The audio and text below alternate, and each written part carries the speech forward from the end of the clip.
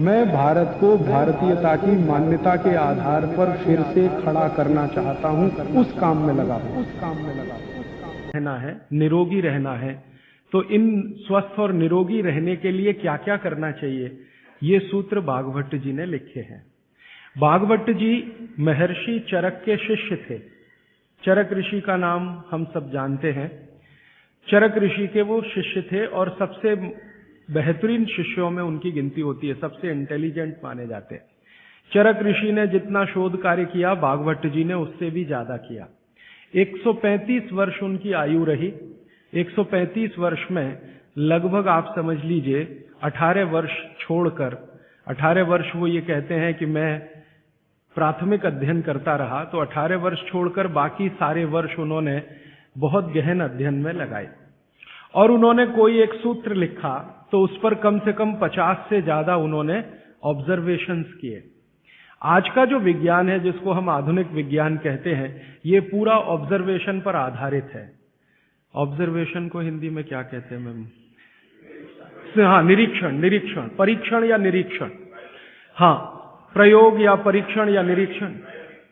तो अगर जैसे उन्होंने कोई सूत्र कह दिया तो उसका 50 बार परीक्षण किया, अलग अलग परिस्थितियों में अलग अलग लोगों पर किया, और जब उन्होंने देखा कि परिणाम वही है, तब सूत्र लिखा। अब हम कल्पना करें कि 7000 सूत्र लिखे हों और एक एक सूत्र पर 50-50 परीक्षण उन्होंने किए हों, तो पूरी जिंदगी उनकी इसी में निकल गई।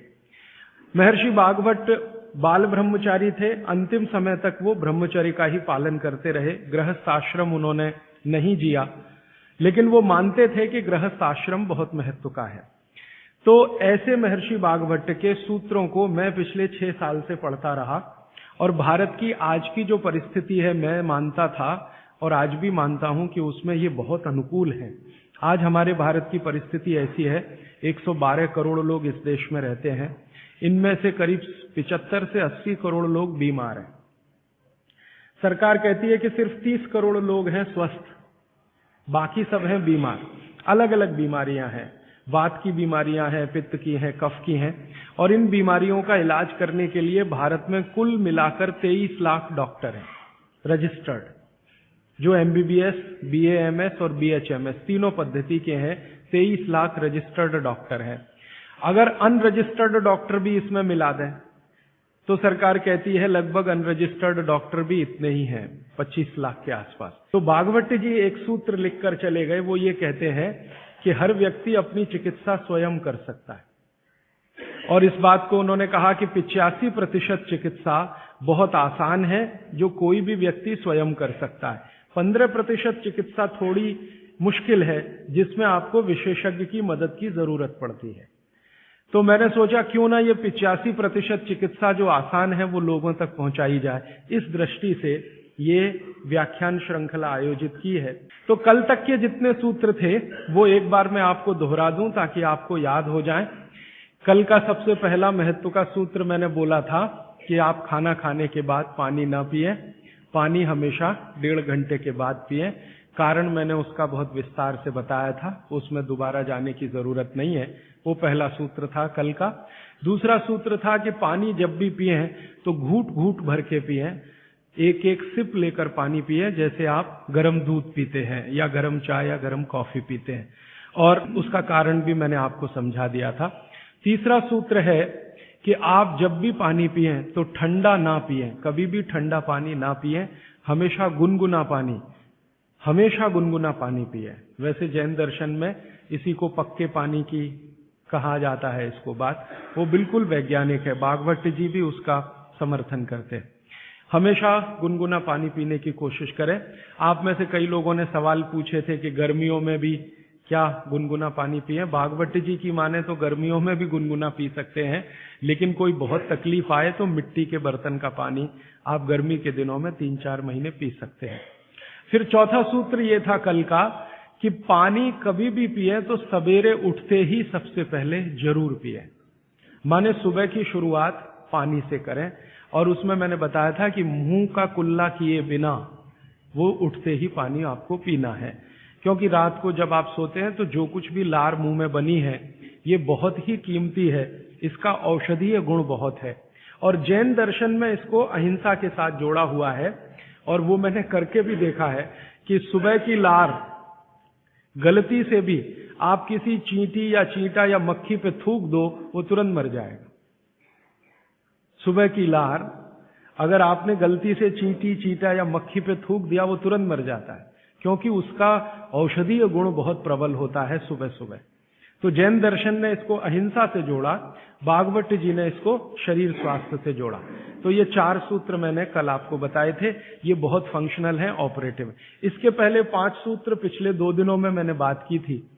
आने वाले शायद एक दिन मैं सब सूत्रों को फिर से रिपीट कर दूंगा, ताकि आपको भूलने ना पाए, आसानी से याद हो। अभी मैं आगे बढ़ता हूं। कल के सूत्र को आगे बढ़ाते हुए मैं एक सूत्र आपके सामने रख कहता हूं। भागवत जी कहते हैं कि जब आप भोजन करें कभी भी, तो भोजन का समय थोड़ा निश्चित करें। भोजन का समय निश्चित करें, ऐसा नहीं कि कभी भी कुछ भी खा लिया। हमारा ये जो शरीर है, ये कभी भी कुछ भी खा लेने के लिए नहीं है। इस शरीर में जठर है, मैंने आपसे कहा, उसमें अग्नि प्रदीप्त होती है। तो भागवती जी कहते हैं कि जब जठर में अग्नि सबसे ज्यादा तीव्र हो, उसी समय भोजन करें, तो आपका खाया हुआ एक एक अन्न का हिस्सा पाचन में जाएगा और रस में बदलेगा, और रस में से मांस, मज्जा, रक्त, वीर्य, मल, मूत्र, मेद और आपकी अस्थियां, इनका विकास होगा। तो कभी भी कुछ ना खाएं। ये पद्धति भारत की नहीं है, ये यूरोप की है। यूरोप में डॉक्टर्स हैं, वो हमेशा कहते हैं कि थोड़ा थोड़ा खाते रहो, कभी भी खाते रहो। हमारे यहां ये नहीं है, थोड़ा थोड़ा खाते रहो, कभी भी खाते रहो। आपको दोनों का अंतर समझाना चाहता हूं। भागवत जी कहते हैं कि खाना खाने का समय निर्धारित करें, और समय निर्धारित होगा उससे जब आपके पेट में अग्नि की प्रबलता हो, जठर अग्नि की प्रबलता हो। भागवत जी ने इस पे बहुत रिसर्च किया, और वो कहते हैं कि 1.5-2 साल के रिसर्च के बाद उनको पता चला कि जठर अग्नि कौन से समय सबसे ज्यादा तीव्र होती है। जठर अग्नि कौन से समय सबसे ज्यादा तीव्र होती है? तो वो कहते हैं कि जब सूर्य का उदय होता है, सूर्य का जब उदय होता है, तो सूर्य के उदय होने से लगभग 2.5 घंटे तक जठर अग्नि सबसे ज्यादा तीव्र होती है। सूर्य के उदय होने से, सूर्य का उदय होना आप चेन्नई के हिसाब से सोच लीजिए, मान लीजिए 7 बजे, तो 7 बजे से लेकर 9:30 बजे तक जठर अग्नि सबसे ज्यादा तीव्र होगी। हो सकता है यही सूत्र अरुणाचल प्रदेश में मैं बात करूं तो वो 4 बजे से 6:30 का समय आ जाएगा, क्योंकि अरुणाचल प्रदेश में सूर्य 4 बजे निकल आता है। अगर मैं सिक्किम में बात करूंगा तो और 15 मिनट पहले हो जाएगा, और यही बात अगर मैं गुजरात में जाकर करूंगा तो आपसे समय थोड़ा भिन्न हो जाए। तो सूर्य के साथ इसको ध्यान रखें। तो सूर्य का उदय जैसे ही हुआ, उससे अगले 2.5 घंटे तक जठर अग्नि सबसे ज्यादा तीव्र होती है। तो भागवत जी कहते हैं कि इस समय सबसे ज्यादा भोजन करें, इस समय सबसे ज्यादा भोजन करें। वो तो एक जगह यहां तक कह देते हैं कि आप अगर संभव हो तो 9:30 बजे के अंदर ही लंच करें।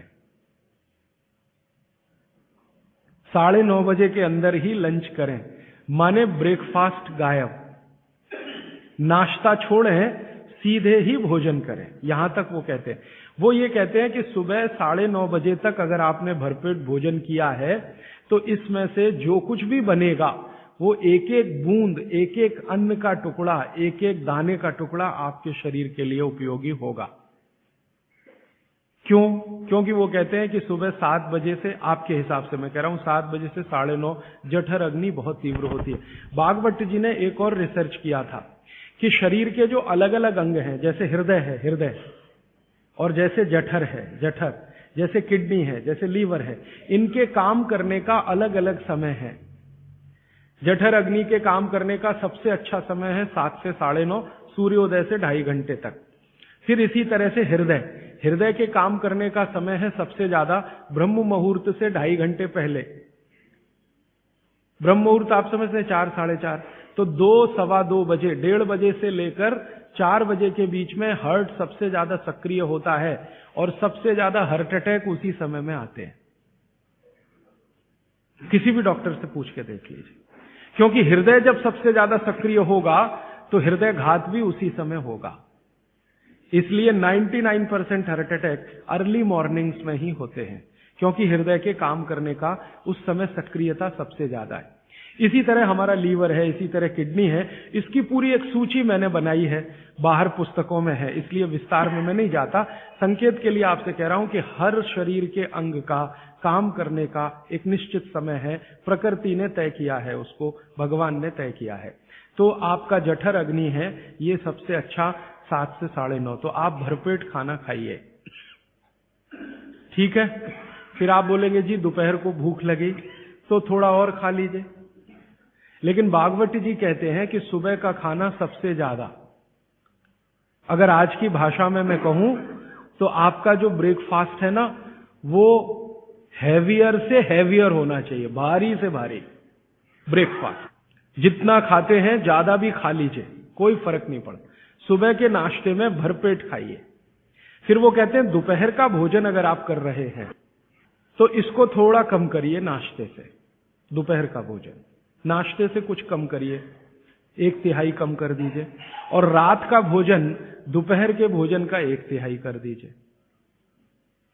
अब सीधे से मैं कहता हूं, अगर आप सवेरे 6 रोटी खाते हैं तो दोपहर को 4 ले लीजिए और शाम को 2 ले लीजिए। अगर आपको आलू का पराठा खाना है या गोभी का पराठा खाना है, आपकी जीभ स्वाद के लिए मचल रही है, तो भागवती जी कहते हैं कि सब कुछ सवेरे खाओ। आलू का पराठा भी खाओ, गोभी का पराठा भी खाओ, मूली का पराठा खाओ, जो आपको खाना है। हालांकि जैन है तो आलू का पराठा तो निषिद्ध है, मूली का भी निषिद्ध है आपके लिए। फिर अगर जो जैन नहीं है उनके लिए आपको जो ज्यादा अच्छा लगता है खाने में, मैं आपको एक वाक्य में कहता हूं, जो चीज सबसे ज्यादा पसंद है वो सुबह खाओ। रसगुल्ला पसंद है तो सुबह खाओ, रबड़ी खानी है तो पसंद है तो सुबह खाओ, जलेबी खानी है तो सुबह खाओ, इमरती खानी है तो सुबह खाओ। जो भोजन आपको सबसे ज्यादा पसंद है वो सुबह खाओ, पेट भर के खाओ। वो ये कहते हैं कि इसमें छोड़ने की जरूरत नहीं है, पेट भर के खाओ तो पेट की संतुष्टि हुई, मन की भी संतुष्टि होती है। और भागवती जी कहते हैं कि भोजन में मन की संतुष्टि पेट की संतुष्टि से ज्यादा बड़ी है। मन हमारा जो है ना, ये खास तरह की वस्तुओं से या हार्मोन से या एंजाइम से संचालित है। मन को आज की भाषा में डॉक्टर्स लोग जो गिनते हैं ना, हालांकि वो है नहीं, लेकिन उन्होंने जो कहा है वो पीनियल ग्लैंड के बारे में है। ये जो पीनियल ग्लैंड है ना, इसमें से बहुत सारा रस निकलता है, जिनको हम हार्मोन्स कह सकते हैं, कुछ एंजाइम्स हैं। ये संतुष्टि के लिए सबसे आवश्यक ग्लैंड है पीनियल ग्लैंड। तो भोजन अगर आपको तृप्त करता है, भोजन में एक तो पेट भरना है और एक तृप्त होना, तृप्त करेगा तो पीनियल ग्लैंड आपकी सबसे ज्यादा सक्रिय है। तो जो भी रस और एंजाइम चाहिए शरीर को, नियमित रूप से समान अंतर पे निकलते रहते हैं। और जो भोजन से तृप्ति नहीं है तो गड़बड़ होती है पीनियल ग्लैंड, और पीनियल ग्लैंड की गड़बड़ी पूरे शरीर में पसर जाती है और आपको तरह तरह के रोगों का शिकार बना दे। अगर आप तृप्त भोजन नहीं कर पा रहे हैं तो निश्चित रूप से 10-12 साल के बाद आपको मानसिक क्लेश होगा और रोग होंगे। मानसिक रोग बहुत खराब है। आप सिजोफ्रेनिया के शिकार हो सकते हैं, डिप्रेशन के शिकार हो सकते हैं, आपको कई ऐसी गंभीर बीमारियां हो सकती हैं। भागवती जी कहते हैं कि आप भोजन करते हुए अगर संतुष्ट नहीं है तो 27 तरह की बीमारियों से ग्रसित हो सकते हैं। उनकी पूरी सूची है, वो पुस्तक में है। कभी भी भोजन करें तो पेट तो भरे ही, मन भी तृप्त हो, और मन के तृप्त और पेट के भरने का सबसे अच्छा समय सवेरे का ही है। अब मैंने ये भागवती जी के सूत्र को चारों तरफ देखना शुरू किया तो मुझे पता चला कि मनुष्य को छोड़कर जीव जगत का हर प्राणी इस सूत्र का पालन कर रहा है, मनुष्य को छोड़कर, क्योंकि मनुष्य को मैं मूर्ख मानता हूं। हालांकि मनुष्य अपने को होशियार समझता है, लेकिन मनुष्य से ज्यादा होशियार ये जीव जगत के प्राणी हैं। आप चिड़िया को देखो, चिड़िया, कितने भी तरह की चिड़िया, सवेरे सूरज उगते ही उसका खाना शुरू हो जाता है और भरपेट खाती है। 6 बजे के आसपास आप राजस्थान में निकल जाओ, गुजरात में निकल जाओ, सब चिड़िया अपने अपने काम पे लगी हुई है, खाना खाने में खूब जम के खाती है, और पेट भर गया उसके 4 घंटे के बाद ही पानी पीती है, दोपहर को ही पानी पीती। गाय को देखो, सुबह उठते ही सूरज जैसे ही निकलेगा गाय का खाना शुरू हो जाएगा। भैंस का खाना शुरू हो जाएगा, बकरी, बकरे, भेड़, गधा, घोड़ा सब सुबह उठते ही खाना खाना शुरू करेंगे और पेट भर के खाएंगे, छक के खाएंगे, फिर दोपहर को आराम करेंगे। तो ये सारे जानवर, सारे जीव जंतु, आप सांप को देखो, बिच्छू को देखो, कीड़ी को देखो, चींटी को देखो, चींटे को देखो, सब जानवर, सब जीव जंतु जो हमारी आंखों से दिखते हैं, जो नहीं भी दिखते हैं, ये सबका भोजन करने का समय सवेरे सूर्योदय का ही है। सूर्योदय के साथ ही ये सब भोजन करते हैं, इसलिए ये हमसे ज्यादा स्वस्थ रहते हैं। मैंने आपको कई बार ये कहा है, आप उसको हंस देते हैं, किसी भी चिड़िया को डायबिटीज नहीं होता, किसी भी बंदर को हार्ट अटैक नहीं आता। बंदर तो आपके नजदीक है ना शरीर रचना में, बस बंदर और आप में एक ही अंतर है कि उसको पूंछ है, आपको नहीं है, बाकी सब कुछ एक ही है। आपका हृदय बंदर का हृदय, आपका लीवर बंदर का लीवर, आपकी किडनी बंदर की किडनी, सब कुछ समान है। मां का गर्भाशय, बंदरिया का गर्भाशय, सब समान है, एक ही अंतर है, उसको पूछे, आपको नहीं है। तो ये बंदर को कभी भी डायबिटीज नहीं, हार्टराइटिस नहीं, कोई कुछ नहीं, कोई कुछ नहीं। मेरे एक बहुत अच्छे मित्र हैं डॉक्टर रविंद्रनाथ शानबाग, वो रहते हैं कर्नाटक में। कर्नाटक में एक उडुपी नाम की जगह है, वहां रहते हैं। बहुत बड़े प्रोफेसर हैं, मेडिकल कॉलेज में काम करते हैं। उन्होंने एक बड़ा गहरा रिसर्च किया। उन्होंने कहा कि मैंने जिंदगी भर, माने 15-16 साल उन्होंने एक रिसर्च किया कि बंदर को बीमार बनाओ, क्योंकि उन्होंने बहुत सारे वैज्ञानिकों से यह सुन रखा है कि बंदर बीमार नहीं होता, और बीमार होगा तो मरेगा ही, जीवित नहीं रहेगा। तो बंदर को बीमार बनाओ। तो उन्होंने तरह तरह के वायरस और बैक्टीरिया बंदर को डालना शुरू किया, कभी इंजेक्शन के माध्यम से, कभी किसी माध्यम से। वो कहते हैं कि मैं 15 साल असफल रहा, बंदर को कुछ नहीं हो सकता। और मैंने कहा कि आपने ये बता दिया कि ठीक है बंदर को कुछ नहीं हो सकता। वो कहते हैं कि मैंने बहुत कोशिश किया कि उसके ब्लड का कोलेस्ट्रॉल बढ़ा दूं, बढ़ता ही नहीं। तब उन्होंने एक दिन रहस्य की बात बताई, वो आपको भी मैं बता देता हूं कि बंदर का जो ब्लड है ना, उसका RH फैक्टर दुनिया में सबसे आदर्श है। और आपका RH फैक्टर जब नापता है ना कोई डॉक्टर, तो बंदर से ही कंपेयर करता है, वो बताता नहीं आपको, ये अलग बात है। कंपैरिजन बंदर से ही होता है। कारण उसका है कि उसको कोई बीमारी आ नहीं सकती, ब्लड में कोलेस्ट्रॉल बढ़ता नहीं, ट्राइग्लिसराइड कभी बढ़ता नहीं, डायबिटीज कभी होती नहीं, शुगर कितनी भी बाहर से इंट्रोड्यूस करो उसके ब्लड में टिकती नहीं। तो वो प्रोफेसर साहब कहते हैं यार ये सब एक ही चक्कर है कि बंदर सवेरे ही सवेरे भरपेट खाता है, जो आदमी नहीं खा पाता। तो वो प्रोफेसर रविंद्रनाथ शानबाग ने कुछ अपने मरीजों को कहा कि देखो भैया, बंदर की तरह से खाओ, माने सुबह सुबह भरपेट खाओ। तो उनके कई मरीज हैं जिन्होंने पर उन्होंने एक्सपेरिमेंट किया, और वो मरीज बताते हैं कि जब से उन्होंने सुबह भरपेट खाना शुरू किया, किसी की डायबिटीज माने शुगर कम हो गई, किसी का कोलेस्ट्रॉल कम हो गया, किसी के घुटने का दर्द कम हो गया, किसी के कमर का दर्द कम हो गया, किसी का कुछ, गैस बनना बंद हो गई, पेट में जलन होना बंद हो गई, नींद अच्छी आने लगी, वगैरह वगैरह सारे इंप्रूवमेंट वो बोलते हैं होते हैं। तब से वो चिल्ला चिल्ला कर कहते हैं। दोस्तों सबसे पहले तो चैनल सब्सक्राइब करें, फिर लाइक, कमेंट और शेयर करें, और हाँ, हमारा एंड्रॉयड ऐप डाउनलोड करना ना भूलें।